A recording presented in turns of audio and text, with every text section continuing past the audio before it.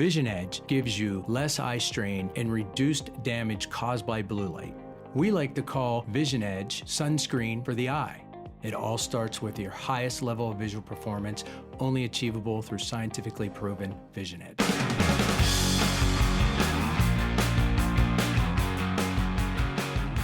Hello and welcome to the Open Your Eyes podcast. I'm Dr. Kerry Geld, the host of the documentary Open Your Eyes. Please visit the film's website at openyoureyes2020.com, featuring interviews with more than 50 optometrists from around the country sharing information on eye care and eye disease. If you like our interviews, press like, subscribe, share, and hit the bell to get notifications of great new interviews. Also, please leave comments. Biohacking is usually described as a practice of self-experimentation with the goal of improving lifespan, health, and well-being. Biohacking is constantly evolving, but often includes diet, lifestyle, and technology to help monitor and regulate one's own physiology. Today's guest, technologist, actor, futurist, and filmmaker, David Choi. Because of deep personal tragedies, David Choi became a citizen scientist and biohacker and is the founder of Biohack the World. David's goal is to become mayor of New York City and make New York City the healthiest city in the world. Biohack the World features the world's foremost biohackers, scientists, and physicians to discuss the latest news in nutritional science and biotechnology. David, thank you for joining me today. Thanks, Kerry. Pleasure to be here. I really appreciate it. I love your Biohack the World. I love the lectures you put on. I just love it. It's fantastic. And I appreciate being a guest on Biohack the World. What does biohacking mean to you? Sure. Well, let me just first say that with the mayor, running for mayor, I don't know when that's going to happen. It could be 10 years from now, 20 years from now, but really, I don't plan on retiring for at least till after I'm 100. So, and that's what biohacking does. Biohacking will give me this much longer runway to be able to do all the things that I was meant to do in this life. And so I have a lot to do before I run for mayor, but biohacking and Biohack the World is essentially the beginnings of my campaign for mayor. And so what is biohacking? Biohacking, as you probably know, is as much an art as it is a science of optimizing your biology, your psychology, your environment, all in the name of peak performance. Right. So, and there's a wide spectrum of biohackers. There's like the all natural variety, which, intermittent fasting is the most popular biohack for biohackers, optimizing your sleep and your exercise. And that's on the all natural side. And then you also have the types of people who are going to try to change their genes, gene editing, designer babies, and maybe implant some chips under your skin and that sort of thing. I'm personally not open. I haven't warmed up yet to putting chips under my skin, but I'm open to the future and anything that can prove itself to be efficacious and safe. And so it is a bit controversial, like trying to get that leg up on somebody with using technology, but I think that's what biohacking is all about. Really sometimes technology is beneficial and sometimes people feel the EMS from technology could be harmful. Yeah. And how do you reconcile that? I personally, like, the science for me isn't there yet. Like 5G causes cancer. I mean, I don't know yet. What I like to do is to wait and see what happens. I'm not the early adopter for a lot of these things. And honestly, with biohacking, there's a lot of bad science out there and marketing, and it really feels like the wild west of wellness when it comes to biohacking. So it really behooves any budding biohacker to be able to do their own due diligence and dive into the research, be an auditor, be a sleuth. Like, don't just take things on hearsay or, oh, this person told me to eat this, and so I'm going to do it. No, actually go into the studies yourself and really see how the studies were designed and who funded it. And all these things, take all that into account, and then I guess like at this point it's become like a gut instinct of like, okay, does that feel like it's a real biohack, or is it just marketing? And so um, I don't really know where I'm going with this, but I do want to convey to the listeners that don't believe everything that you hear with biohacking. And sometimes some of the best stuff is free, like intermittent fasting, exercise, high intensity interval training, optimizing your sleep. These cost nothing. And those are probably going to be the greatest bang for your buck, the ones that are going to have the greatest impact on your health. So, and longevity and Before we get lifespan, into the health span. details of the specific ones that you do and the ones that Mhm. you feel from learning from a lot of the experts, tell us your story, why you got involved in biohacking around 2014, I believe. Yeah, that's right. So, gosh, I suffered from severe chronic depression for many years, stemming from losing my sister. So my sister, she was my only other sibling. She was 3 years older than me. Um, and at the age of 4, I was 1, so I don't remember everything. But my parents told me she was misdiagnosed at the age of 4 with intestinal cancer, a condition that she didn't actually have, and she was administered chemotherapy for that. And the chemotherapy, the side effect, it irreversibly damaged her heart muscle.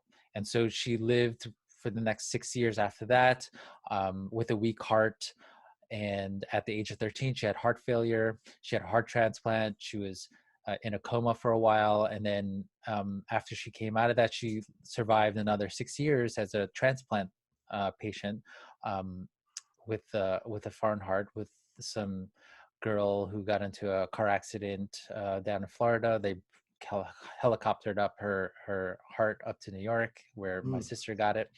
Um, so growing up, I witnessed the ravages of Western medicine and a lot of the mistakes that happen. And honestly, like a lot of what big pharma does is kind of an experiment on people, because they have no idea. Like I watched my sister be a guinea pig for all these medications, and they didn't know at the time like what all the synergistic effects would be on this medication, on that. They were just trying to suppress symptoms and never really trying to address the root cause.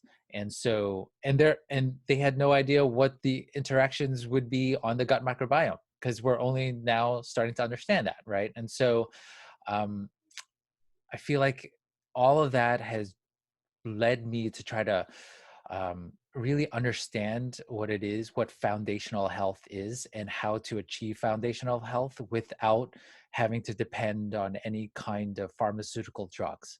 And my mission has become, ever since I've experienced that, my mission has become to help as many people on this planet not experience what my sister did, to help as many people take control of their own health. And that's why I started Biohack the World, so that I could bring some of the world's foremost speakers and experts to the stage to be able to deliver this message to people, that you can take control of your own health, that 90% of all chronic metabolic conditions can be reversed, if not prevented if not reversed, through dietary and lifestyle changes. And so that's really my mission on with all of this, and Biohack the World is to help people. Did they ever find out what was wrong with your sister, really? Well, so the first general physician that my parents brought her to, she had said that she had the stomach flu, and that she was just gonna need to rest and drink plenty of water, and that she'd be fine. But my parents, they had just immigrated from Korea and didn't speak English very well. They wanted a second opinion, brought her to a big, very kind of famous hospital, Waltham's Children's Hospital in Massachusetts, and the doctor there had made an error and said that she had cancer, intestinal cancer. So I don't know, but that is, I don't know exactly, but that's what was conveyed to me through my family and all the records that they had. So um, I'm just that's really what spurred me to do everything that I'm doing. Wow, that's really a very difficult story. And Yeah, it's amazing that you've been able to channel it and into something positive, yeah. Well, biohack it the was. world and change Mhm. yourself. Yeah, it wasn't it wasn't easy at all. I went through a really rough patch after my sister had passed away. I tried to bury it in my mind and not really address it, and try to just work as hard as I could so that I didn't work hard, party hard, whatever, so that I didn't have to really address it or remember it. I guess that was one of the strategies that I picked up from my dad, and it wasn't a good one. He just wanted me to try to forget it, and that's in hindsight, that really led to a lot of complications in my life.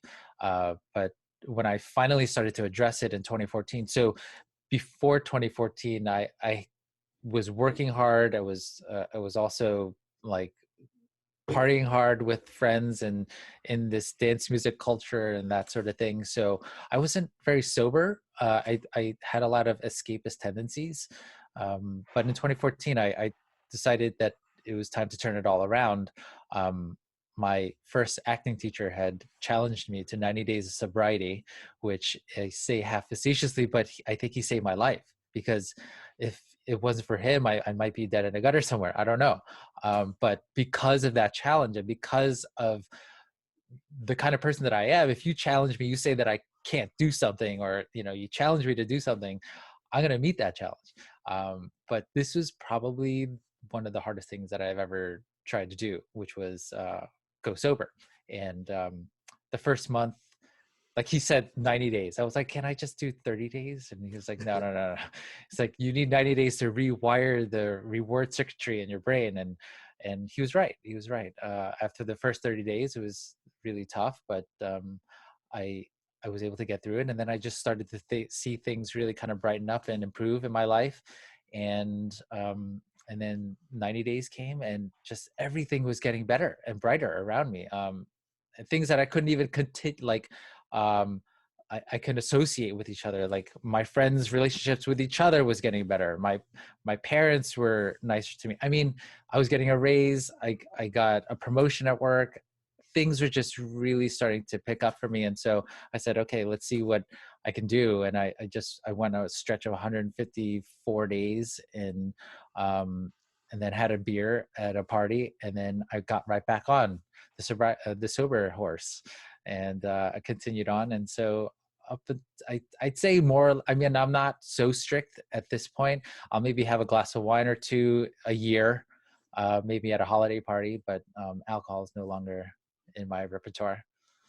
What would you say to people that have addiction problems? What are the key things that you feel how they could actually heal from addiction?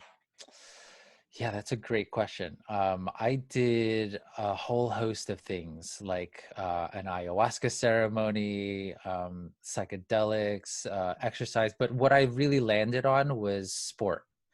And acting. Actually, acting, it gave me this purpose to become the best version of myself that I possibly could be. And I say this to a lot of people, that actors training can make you into a better human. It makes you a better listener, because you can't act if you're not listening to your acting partner. If you're just just trying to play the lines as you think it should be played, you actually have to listen to the emotion that's being delivered to you. And just basically, you have to be keenly aware of your environment in order to become the best actor you could possibly be. But also that, if you're striving for that lead role, I knew that at that time when I was not sober, I was not physically where I needed to be. No one was going to help me get that lead role, right? Or I probably wouldn't have gotten that. So it drove me to become the best version of myself that I could possibly be. And that included going sober. And so, but in order to maintain that, I think you really need a white hot why, right? What is your why? What is your purpose? And acting gave that to me. I think sport gave that to me, and community, because I started doing CrossFit. And to this day, I wouldn't want to do it any other way. I think that the CrossFit community, is very supportive. Everyone wants to help each other become the best version of themselves. And that's really, really what helped me to stay on the straight and narrow. Mm-hmm. Explain about CrossFit. What are the Okay. benefits? What is CrossFit? How does it Sure. work? And why is it maybe better than other types of exercise? Well, CrossFit is a sport of fitness, right? So it's hard to compare CrossFit to, let's just say, working out, going to the gym or anything like that, because it's competitive fitness, right? And it's functional movements done at a high intensity, and it's constantly varied, right? So it's a different workout every single time you go. There's never the same workout twice unless it's like a bench part workout. And so it involves it's a cross section of Olympic weightlifting, gymnastics, running, rowing, swimming, all the sports that you could possibly think of. You throw it all into a hopper, and you roll the hopper, and then you pull out, okay, pull-ups today, okay, snatches, clean and jerks, whatever, running, rowing, and then you create a workout from there, and it's competitive, right? So it's for time. And the former founder of the founder and former CEO of CrossFit, Greg Glassman, when he was a trainer, when he had first was starting out as a trainer, he had realized that yeah, you could hire a trainer to yell at you and scream at you and tell you to work out harder, do more reps, but no one's going to push you harder than yourself than when there's a clock, because he realized that people will die for points, right? So if you're in a race, you're in a competitive race, you want to get your best time, you don't need a trainer to tell you to run faster or to train harder. You're going to do that yourself. So that's it in a nutshell. I know that there's a lot of people who say that it's dangerous and it's injurious, and I think that my counter argument to that is that CrossFit is infinitely scalable. So you can, whatever you think you can do, or like if you can't do a push-up, you do it on your knees. If you can't do it a push-up on your knees, you do it against a wall. So everything is scalable to your own ability. And I think in the beginning it did have this semblance of, okay, if this is for tough people only, but they definitely opened it up to where there isn't any pressure to perform the movements in a way that may possibly harm you. So I think it's going to require, it's definitely more for I feel like anybody can do it, but to do it effectively and well, you need a really good coach. And so when I say that, when I tell people that they should try CrossFit, I also tell them, hey, you should also do a lot of research into the coach that is going to be at that box, do research about the box, because choosing the right CrossFit box is like choosing a university. Yeah, you can go to a community college or you can go to an Ivy League. And it's a great thing that a lot of people have access to um, like a really top-notch box. Like, so if you do your research of the different CrossFit boxes in your area, I would suggest that that person take a trial class and really feel out the coach. So, what are your favorite biohacks, and tell us how you perform them? Sure. Well, the things that with biohacking is a lot of self-quantification, right? So you're going to need a lot of data.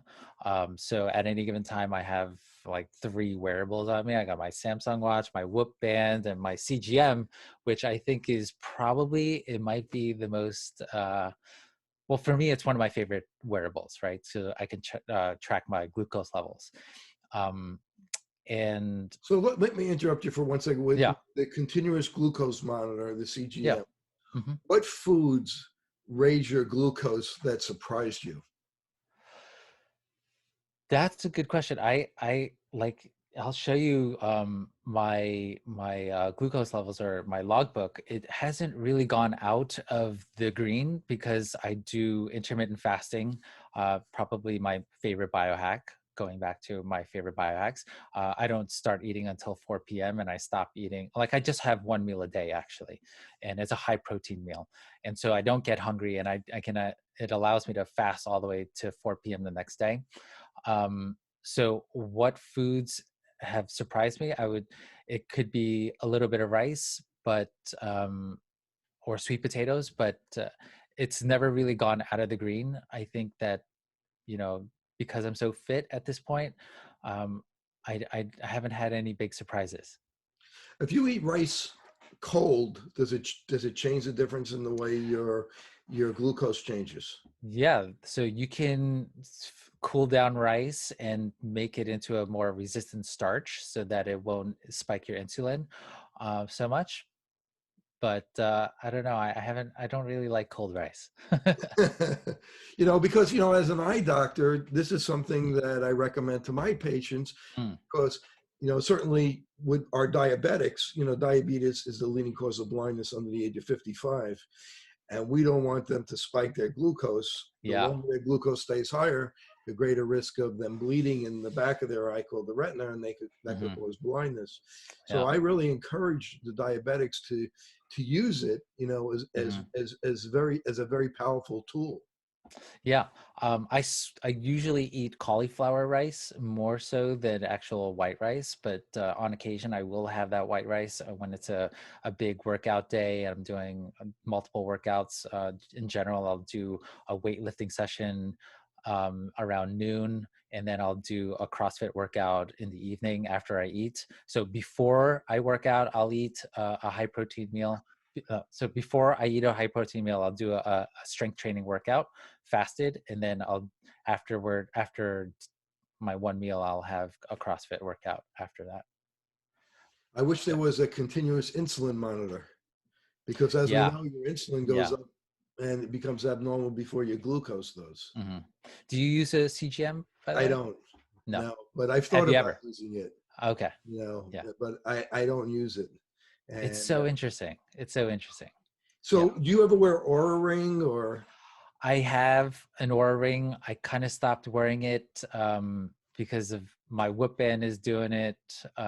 I figured there's only so many ways I can track my sleep, and a lot of yeah. So it's supposed to be very effective at tracking your deep sleep, and um, I mean I have my Whoop band, so I don't really feel the need to So wear tell another the sleep audience what the tracker. Whip Band does and how it Sure. helps you.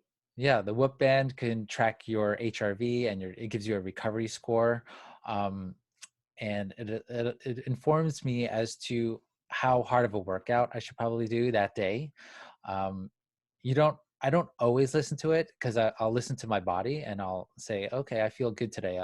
So I think at the end of the day, you're going to want to trust your body more so than any tracker or wearable, but they're good data points. It'll tell you like what your heart rate variability is, what your sleep score was, and you can possibly make some informed decisions about, how you're going to work out that day based And on those scores. typically, how is your sleep?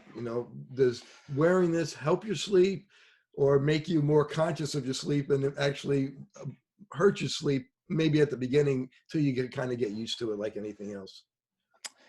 Yeah, so I think that it's fun to try to optimize your sleep based on the data that you're getting from the Whoop band. But so there are people who biohack out of fear, and like they come from a place of fear, right? Oh, the sky is falling down. I got to do these biohacks. Whereas like there are other people who are trying to optimize their biology, and it's all for peak performance.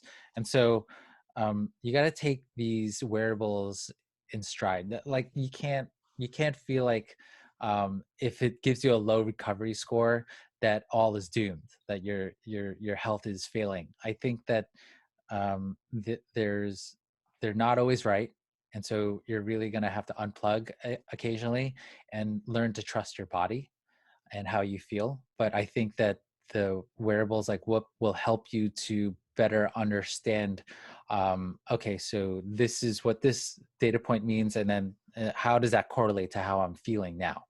And so I think that you really shouldn't pin all your hopes on the data that you're getting from your wearable. What have you seen that affects your heart rate variability, your HRV, a lot, to make it improve or not improve? Is it the way you sleep, or what you exercise, what you eat? What can you correlate with it? Just, for yourself, really. Yeah, for anecdotal evidence, I definitely when I'm doing a really hard workout the next day, my recovery is going to be a little low, and if I'm not doing high intensity interval training every single day like I used to be, I used to just be kind of mad about that, and um, I I think this pandemic situation has helped me to tone it down a little to where it was optimal for my body to not to realize that it's optimal for my body to not do so many workouts a week. And so giving my body enough recovery has definitely allowed my HRV to go higher. um, Obviously stress, not trying to not be stressed out.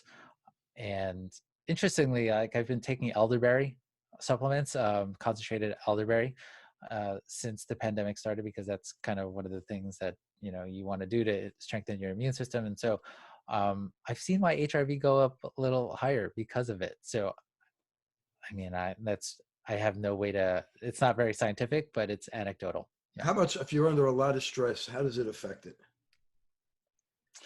I haven't been under a lot of stress, Oh, good. to be honest with I'm you. glad Yeah, to hear that. yeah. I think the biohack. I mean, it's been years since I've like really felt super stressed out.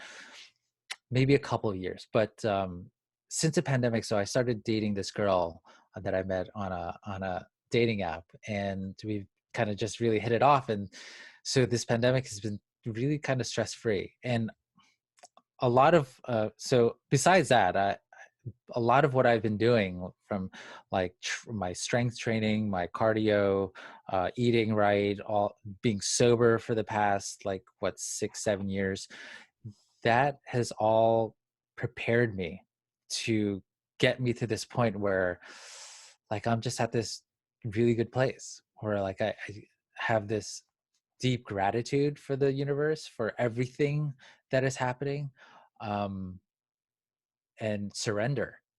And like to just say, okay, this is the way the world is, and it's okay, and everything is a lesson and a blessing.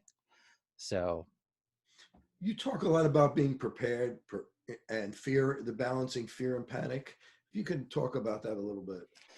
sure. So gosh, so I work as an IT auditor and cybersecurity specialist, and one of the things requirements one of the requirements for these publicly traded companies on the New York Stock Exchange is that they have to abide by the rules of the SEC. And one of those rules is that they have to have a disaster recovery plan, a business continuity plan in place for their shareholders, right? And so I do a lot of that testing, and I I apply that to my own life, and I say, okay, I need to have a good business continuity plan because I'm the CEO of my health and my life, and I need to know how to ensure that in case of a disaster that my life will go on, right? And so um, I think that everyone should think in the future, think future forward, and really try to plan out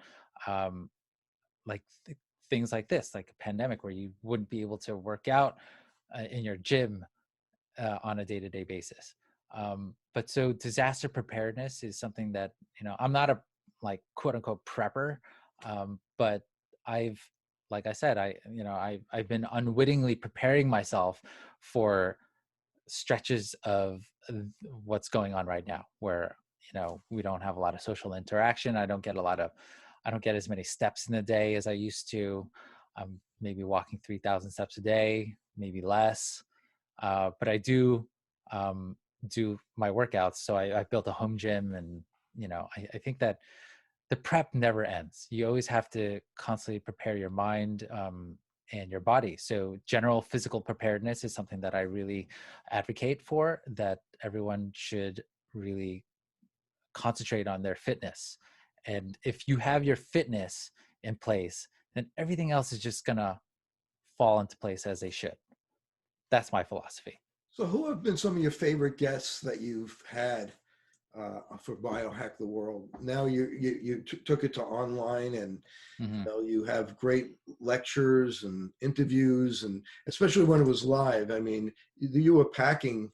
Was it the Hmm. Armitage? You were packing it. The assemblage, yeah. Assemblage, and you were packing it, and the food was great, and there was so much energy in there, and it's really kind of a shame because the pandemic Yeah. kind of delayed that. It's kind of brought you kind of doing it online.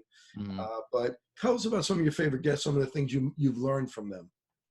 Sure. Well, Biohack the World has been such a journey. The reason why I started it was um, to surround myself with, as many like-minded people, but also people that I can learn from, right? And so I learned a great deal from Dave Asprey, and he was our first speaker. So it was a very auspicious start to the Biohack the World series, to have Dave Asprey come and speak. And so I would say that Dave Asprey is the reason why I got into biohacking. Bulletproof coffee was my first quote unquote biohack, right? And then I got into intermittent fasting because of the bulletproof coffee, and from there it's just kind of it's sped on to like understanding what it is that I should be eating. And so the bulletproof diet really kind of helped me as well. But then I had a talk with Dr. Gabrielle Lyon and how important protein is to your health and your longevity, and that how lean muscle is the organ of longevity, right? And it behooves us all of us to put on as much lean muscle as our genetics will allow, right? So, and how do you do that? You have to eat high quality protein. And so that really kind of shifted my focus away from just eating a wide variety like the Mediterranean diet or whatever, but also just like really kind of honing in on the quality of protein and how much protein I should be eating. Also because I watched my father suffer from sarcopenia. So my dad passed away in 2017, and he had complete muscle waste in his body. I mean, he couldn't even, his thighs were as thin as my arms when I saw him in his last 2 weeks of his life. And it was because he didn't exercise. Number one reason was because he didn't exercise, and also because he didn't eat enough high quality protein. So, but he was also type 2 diabetic, and so that really kind of led to heart failure down the line. And then more recently was when we had Dr. Paul Saladino, who is a carnivore MD, and he came on and we had this great talk about, the carnivore diet. And I started to leverage the carnivore-ish. I would say that I'm like 90% carnivore, like nose to tail carnivore.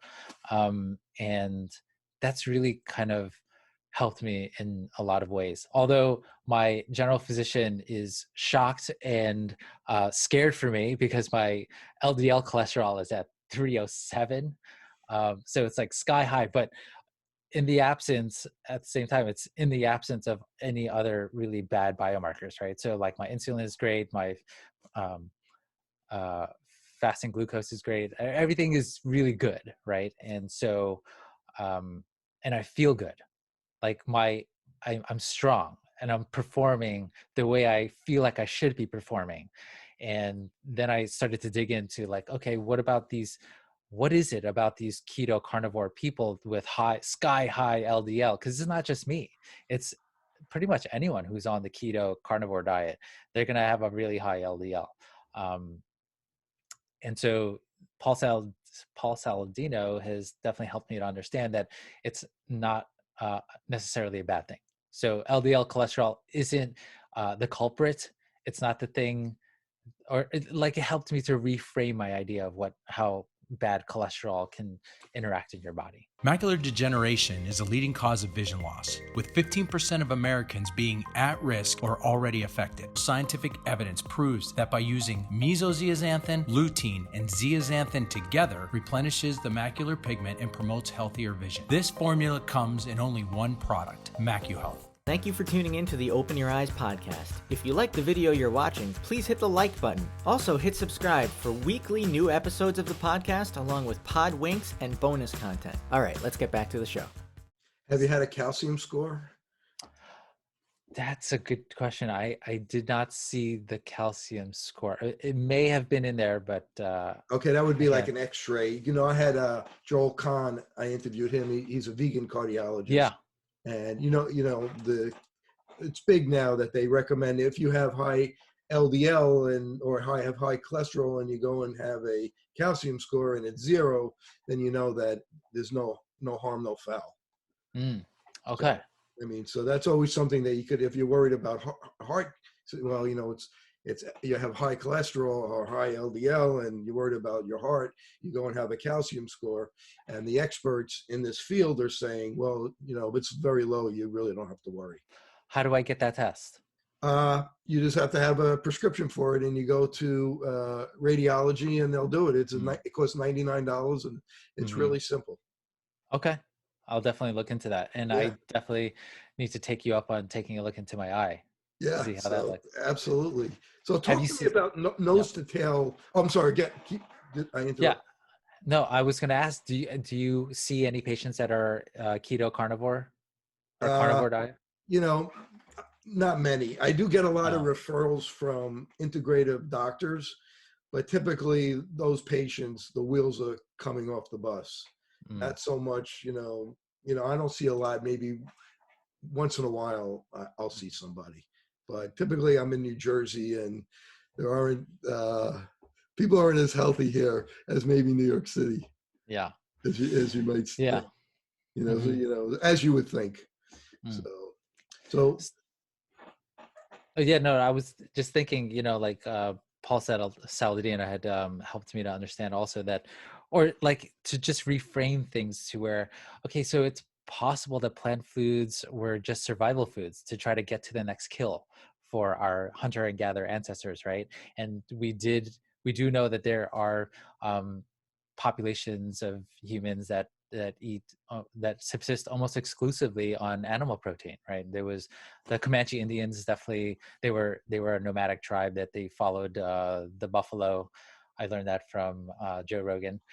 But there's the Inuit Indians, Inuit Eskimos, sorry, that they subsist almost exclusively on whale meat and whale blubber for entire seasons, and they don't have a lot of the issues that people have today in our society. So um, I think and it's then you have Jack Wolfson, who's a paleocardiologist. mm-hmm, So Joel Kahn and Jack Wolfson are, they have a totally different philosophy, but in the end, a lot of it is very, very similar. mm-hmm, It's just what they kind of concentrate more. But when it comes to the testing, and they do feel feel a lot of the same mm-hmm, tests, that people should have a lot of the same tests, and they interpret the labs in a similar mm-hmm, manner. mm-hmm. To talk about what the benefits of nose to tail eating are, as far as vitamins go, and what you're gaining from it. Sure. I mean, I'm not the world's foremost expert on all of this.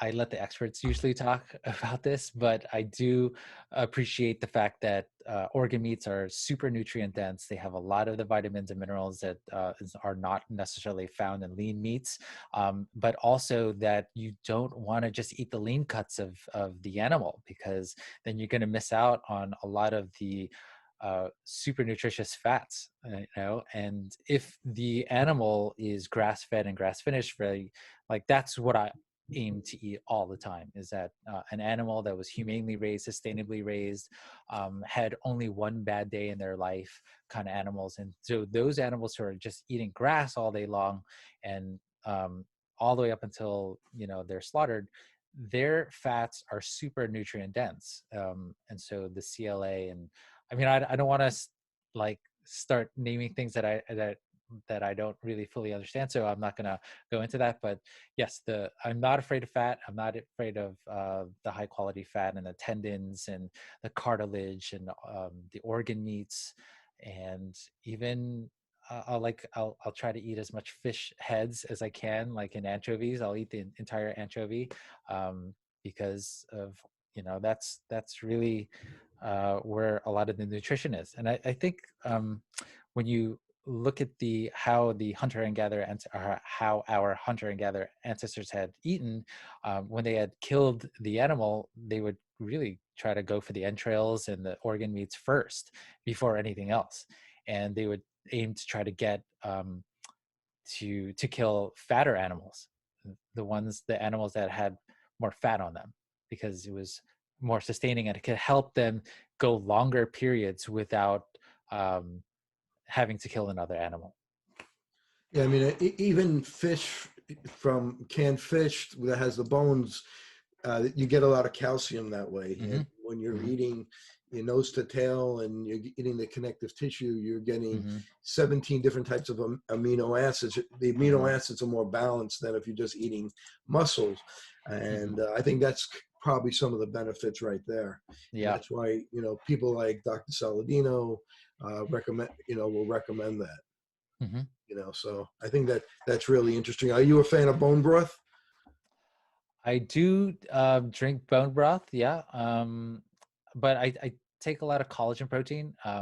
So through the show, Blueproof had sponsored us and given us like $25,000 worth of collagen to Wow. give out, and I was just kind of giving it out left and right before the pandemic, and so I got left this huge stockpile of grass-fed collagen protein from Bulletproof. So that's really my version of drinking bone broth these And how days. about certain supplements that you like to take? Sure. I would say, oh gosh, I have a list here that I was gonna bring up here, but yeah. So essential supplements, the uh, liver, um, organ meats, desiccated organ meats in capsules. Vitamin D is something that I take on a daily basis. But the first thing that I do when I wake up is drink 2 big glasses of water, have some elderberry and ginger and apple cider vinegar. So this is something my family's been making since, I guess, for the past 25 years. We basically take raw ginger and we peel it, wash and peel it, and then blend it with apple cider vinegar into this applesauce consistency. And we make it by the gallon and keep it in our fridge. And I take 2 heaping tablespoons in the morning of that right after I drink water. And I just kind of feel bulletproof. I rarely ever get sick because of it. This was like even before I got into fitness and eating right. You Uh, take it before you eat to help with digestion. Yeah, I take it anytime to help. It helps with my digestion, helps to blunt my insulin response when I'm eating or any kind of food.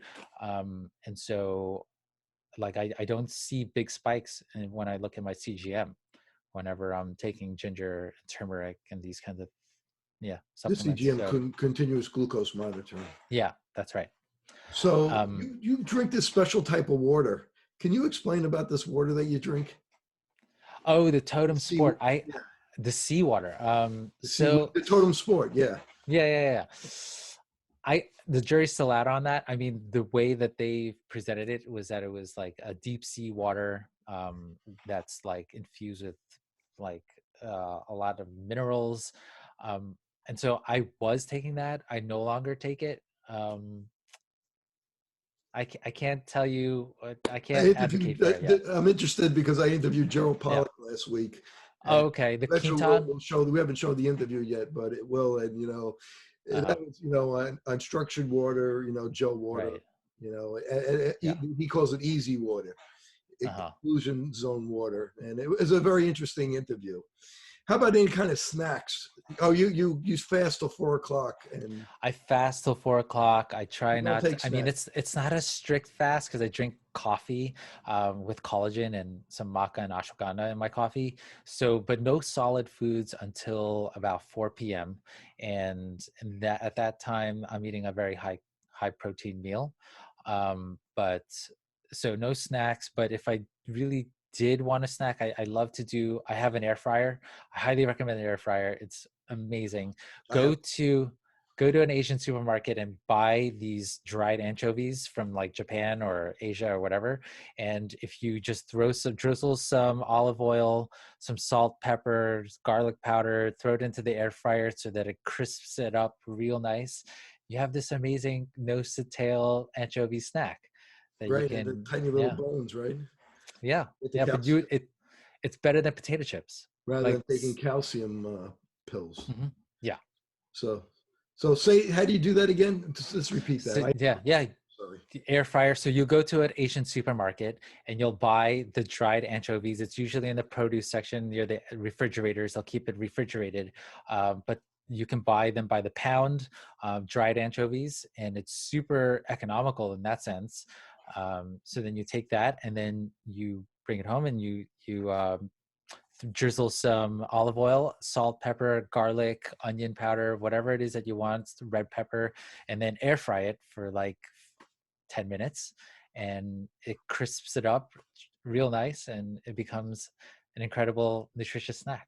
Awesome. That is really Yeah. awesome. Mhm. Any other nutritious snacks that you could recommend? Nutritious snacks. Well, let's see what else. I don't, like I cheat every now and then. It's not cheating. It's never really that bad. So my girlfriend is a phenomenal baker and a cook, and so we love to do desserts, but we only want to do healthy desserts, right? And so we've replaced all of the like flours to keto flours, like almond flour or coconut flour. The sugars are replaced with Lakanto, which is erythritol and oligosaccharides, and that makes it really kind of guilt-free. I mean, on my CGM, it never spikes from these desserts, so you could have your cake and eat it too. So Awesome. I think, yeah, I really want everyone to try swapping out their sugar in their baked goods for Lakanto and see how that goes. Yeah. Excellent. Excellent. And how about sitting? You have a job where Yeah. do, excuse me, technology. Do you stand up every 20 minutes? Sitting is the new smokings. That's what they say, right? And I try as much as possible to not have too long of a stretch of just sitting. Um, but like Sachin Panda, he's the one, like he's a big proponent of like eating while the sun is up, to maintain your circadian rhythm. But that's good for people who are on their feet a lot. Like if you're a healthcare worker or you're, someone who's just like moving around during the day, not necessarily for a a white collar worker, someone who's sitting at a desk, right? And so I feel like the worst thing you could do, the worst part about sitting is eating and then sitting and not doing anything with all that energy that you just put into your body, right? And so that's why I don't eat until 4 p.m. And so I think it's not so much the sitting as much as it is this eating and then sitting that is kind of harmful for your body. See, I feel that the best way to do intermittent fasting is to eat a big breakfast, eat a Okay. big lunch, and then Okay. stop eating at night. All I right. think the biggest problem that people have is when they, you could do it where you stop at 4:30, 5 o'clock, but what happens, people don't eat all day, and then at 7 or 8, they eat, and then they go to sleep, Ravenous. and they're on the sumo wrestler diet. Mm. Yeah. So they're sleeping with a bunch of food in their stomach, you're saying? Right, Yeah. right. Because Yeah. they're so hungry at night. Yeah. So it's just a different philosophy of doing it. That's kind of Yeah. that's how I do. Yeah. That's how I don't do it every day like that, but I try to do it 4 or 5 days a week like that. Mm-hmm. But you're also moving around a lot, right? You're on your Yeah, yeah. feet. Yeah. I'm So on my feet all day. yeah, I I'm don't not. sit much, Yeah. so. And how about the concept of nutrigenomics? I know it's something that you're very interested in. Yeah. Well, eating for your biology, and I think that my my thought process on that has definitely shifted and evolved quite a bit ever since I got into nose to tail carnivore. Um, but more or less, just eating what is seasonal, eating what we're meant to be eating, eating for your DNA, um, looking at what your ancestors were eating, because that's probably how your gut microbiome has evolved to be able to process those foods. So I think that white rice is not so bad for me because I'm Asian. It's not as bad for me as it would be for someone who their ancestry has no history of eating white rice, right? And so I using food as medicine is definitely something that's really big to me. But I honestly, my priority has shifted quite a bit to exercise. I feel like exercise is the main nutrient. They say that, optimal health is 80% nutrition and 20% exercise. I think it's more like 50-50, but let's just say it is that 20%. They really should tell you also that without that 20%, you will live a severely degraded quality of life, and you're going to bring tremendous suffering to yourself and to everyone around you. I mean, that was my father through and through. He never exercised. He ate right. He like, I mean, just really clean all the time and lots of plant-based foods, but he never exercised, right? And really that was his downfall. That's really what led to his sarcopenia. And how about sunlight?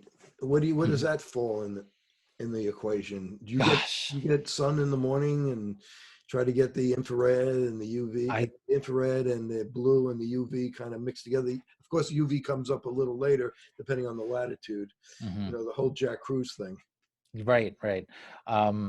So I live in Queens, and in New York, I mean, there's areas of New York City where you like, if you're working a bank job, you almost never are gonna get sun. I sadly do not get enough sun. I wish I do. I wish I did, but I do make it a point to at least once or twice a week to go out hiking and really soak up that sun as much as I can. I do notice my libido is going up after I get a good dose of healthy sunlight. And so I don't have one of those sun lamps. I'm thinking about getting one, but one supplement that I do take, it's called Strong Like Bull. It's got plenty of NAC, NALT in it, and it's I think that has helped me to not have these episodes of seasonal depression. Um, I'll share a link with you. I can't speak too intelligently about it, but it is one of my supplements that I've been taking that I've been experimenting with as of late to help me not feel seasonal depression. But yeah, I do. Yeah, I do need to get more sun. So you're interested, I know, in plant medicine. Is there any types of plant medicine that you take for yourself and, you know, as kind of prevention, you know, whether it's curcumin or, you know, cleaning Yeah, with tea tree oil or echinacea sure. tea or something? Mhm. A lot of that is definitely in my daily repertoire. Ginger and turmeric. So I do take ginger and turmeric supplements. I also, like I said, make the ginger and um, apple cider vinegar concoction that I take on a daily basis, and elderberry.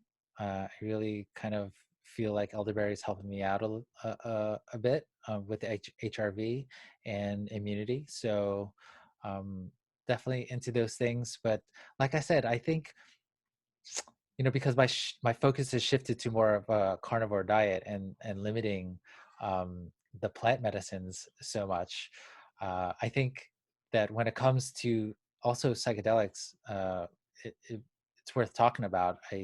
I do, I would say, on a weekly or bi-weekly basis, we'll do some psilocybin with my I'll go hiking. Not trying to recommend that to anybody to try to take psilocybin and go on a difficult hike, but because that could be possibly dangerous. But I do try to go outdoors into nature and with my girlfriend, and we have a good time. Yeah. I know Ben Greenfield's into that. He gets a lot of guests about the Hmm. psychedelics. What do Yeah. you the psychedelics? What do you feel it does to you, and how does it help you? And do you think there's any harm to it? I don't think that there's any harm to it. I think that it's so anything can be bad if you're in a bad place. So it's all about set and setting, right? And so your mindset going into it, if you're suffering from addiction, or if you're someone who's um, s- dealing with a lot of like mental issues, you may find that you, like, I would say even mushrooms or anything, any kind of substance can be addictive in that sense. um, but if you have the right set and setting, and you're being guided by, you know, people who really understand the science of it and how it will interact with other things in your body, I think it could be super safe and very effective at resetting your brain. It's like hitting the reset button on your emotions and your bad habits. So I did an ayahuasca ceremony back in 2014, and at that What is time, that? Explain what that is.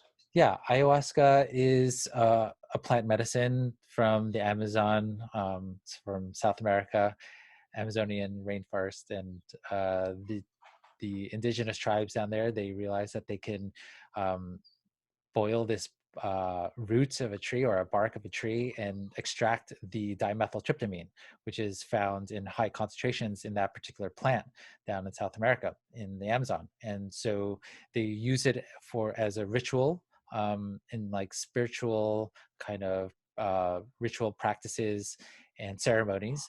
And they use it, well, for them, they use it as a way to get in touch with their spiritual side and to talk to the spirits, right?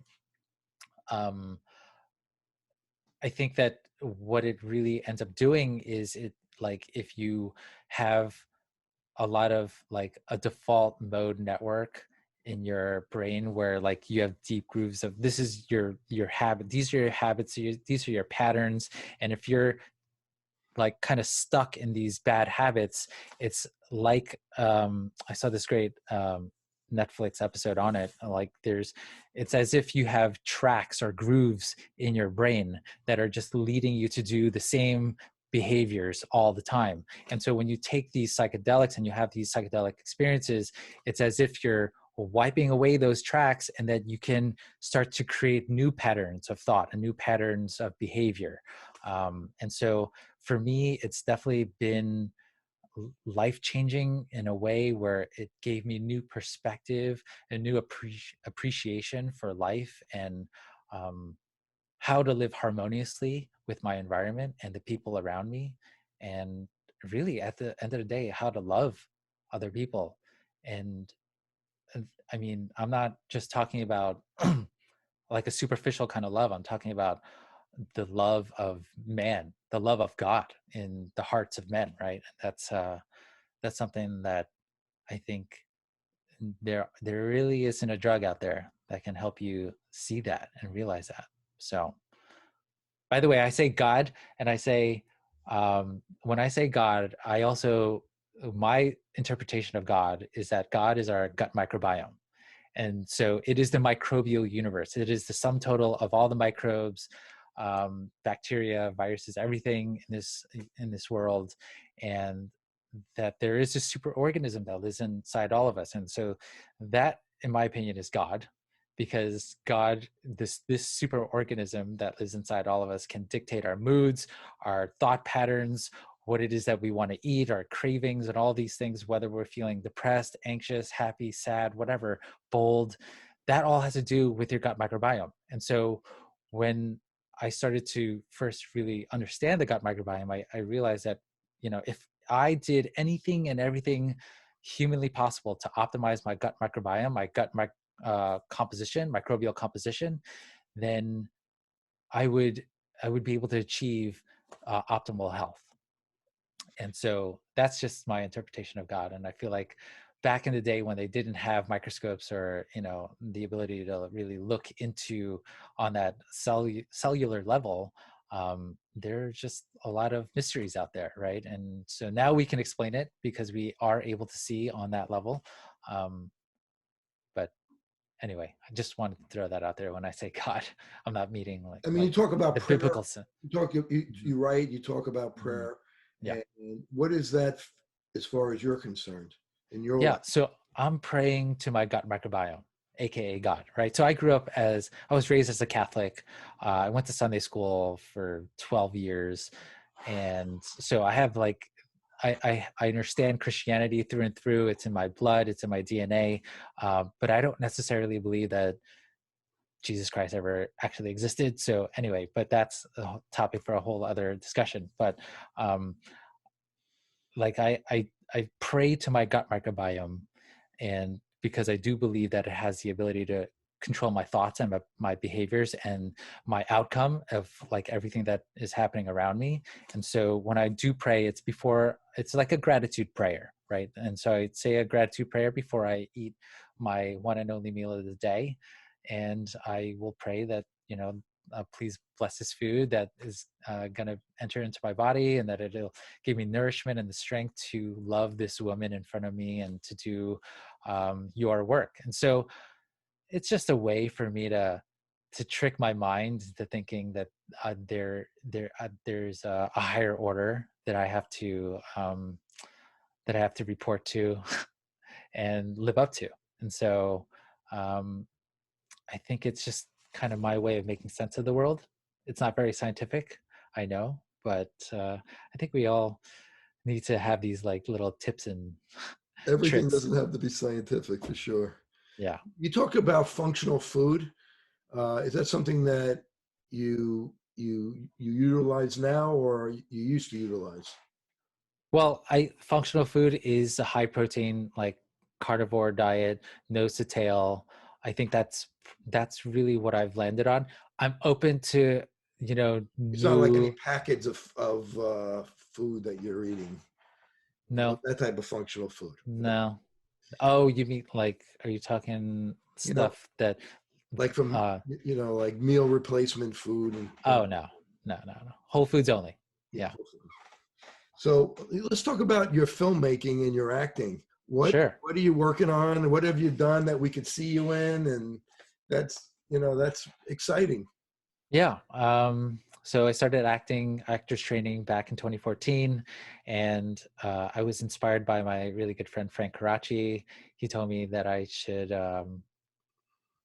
try to get into acting, but I didn't really do anything about it. He told me that when I was in my early 20s, and then I was just really depressed after a bad breakup, and I didn't know where my life was going. And then I got an opportunity to work as a production manager for a film called Tapestry, which was with Stephen Baldwin, Burt Young, and Tina Louise. Tina Louise was Ginger from Gilligan's Island. I don't know if you remember. I sure do. Oh, you do? Okay, good. Yeah, and Burt Young was from Rocky. Rocky, that's right. Yeah. So it was a kind of a feel-good Christian movie that they were putting together, and so I was the production manager for it. And then one day when it was a snow day, and this girl who was an actress, she was supposed to play an HR director. She couldn't make it to set. She got into a fender bender on her way to set, and then the director was like, "Hey, David, we need someone to play an HR director. All right, you do it. I know that you worked in an office before. You could probably do this." And so I got thrown into the scene where I play an HR director who fires Stephen Baldwin from his job after 20 years of service, right? And I've never acted before at that point. And Stephen Baldwin, after the scene, he came up to me and was like, "Dude, what are you doing with your life? You should be an actor." And I was like, wow, Stephen Baldwin just told me I should be an actor. I'm really gonna do it this time. And so that was back in 2014. And I signed up for actors training. My buddy Frank Karachi had paid for part of my training as well. And yeah, it's since then I've been on a bunch of auditions. I did actually move to Korea, Seoul, Korea, and I joined the Seoul Shakespeare Company for about 8 months. And we did I was cast as Prince Florizel in The Winter's Tale. It was a pretty big production out there, so had a lot of fun doing that. I love theater acting. I don't think you're probably going to see me in anything that's out right now, unless you end up watching Tapestry. um, so I'm working on a few things. I'm trying to do another series. I'm trying to put together a series for Netflix. It's like Chef's Table, but biohacker profiles. So we're planning to do one with Ben Greenfield. We're going to put together an episode featuring him. I don't know if you've ever seen Chef's Table, but it's super beautiful, like ultra cinematic episodes of, and they're focusing on just one chef. We're going to do the same thing, but with biohackers. Yeah, So that's really interesting. And you like to write. I do. And you're a good writer. You're a really good writer. Oh, wow. Thank you. Quite a bit of things that you would write, your blogs. And what does writing do for you? Yeah, I think writing it's an exponential skill. It's the kind of skill that's going to make you better at everything that you do. It's going to magnify all your greatest assets and abilities. And I think that writing has opened so many doors for me that I think a lot of people don't realize that how important writing can be, and knowing how to write a good letter to somebody. When I was growing up, my dad forced me to write a lot of his business letters to the city for, fighting a parking ticket, to fighting a bill at a bank, or reversing a charge or whatever. And so I had so much of that practice growing up that, and I read all these books on like how to write a good business letter, and that the ability to write a good letter can open the door to you talking to almost anybody. So like, I'm almost unafraid. I mean, I have no qualms trying to reach out to the president, to a senator, to a famous speaker, to anybody, in order to get them on the show or whatever it is that my goal is. But I think writing, it's also a great release. I really should be doing it more than I am today. I used to journal every single day. That was a good practice, and I don't do that enough. But I think that I do encourage everybody to write more. Definitely. I think that's really great advice. So what's next for David Choi?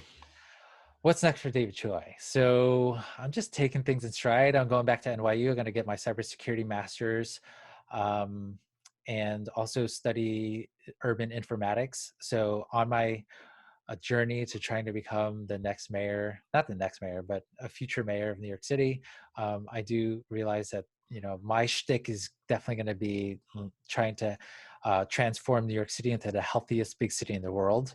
I have I have a lot of great ideas on how to do that. I'm working on a project called Hitcoin, where it's a digital currency for exercise enthusiasts. So anybody with a Whoop band or a Fitbit or whatever can monetize their physical activity and their movements, and they can to earn what's called Hitcoins. It's a digital currency, and you can do one thing with this digital currency, and that is to purchase fresh organic produce from local urban farms. So I'm wanting to create a closed loop, its own universe of functional food and fitness, right? And so one thing is going to help each other. And how could people sign up for Biohack the World and find out what's upcoming? Sure. You can go to Biohack the World's website, www.biohackthe.world, and you can sign up for the newsletter there. You can follow us on Instagram, Biohack the World, @Biohack the World. And yeah, those are the best places to go for that. And if people want to get in touch with you, is that the best place to go? They want to find out more about you. What do you recommend? Yeah, you can go to my personal website, davidjchoi.com, davidjchoi.com. And all my contacts are there. I want to thank David Choi for spending some time with us today. He's an incredible guest. He's an incredible person. I love spending time with him. I love his Biohack the World. Please, everybody out there, go to Biohack the World, sign up, and get involved, because if you're healthy, you're going to feel better, just like David explained. This is Dr. Kerry Gelb for Open Your Eyes. Thank you. Thank you so much.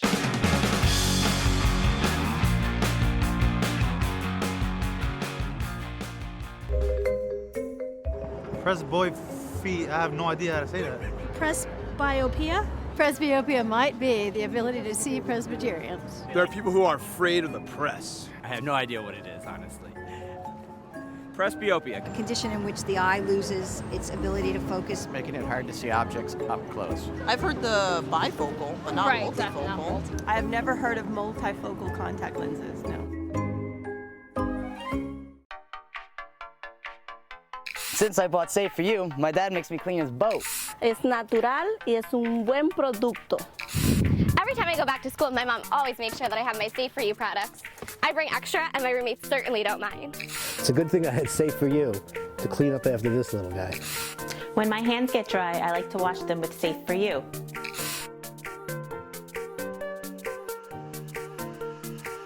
And most importantly, the reason why I buy Safe For You is because it's safe for me and you.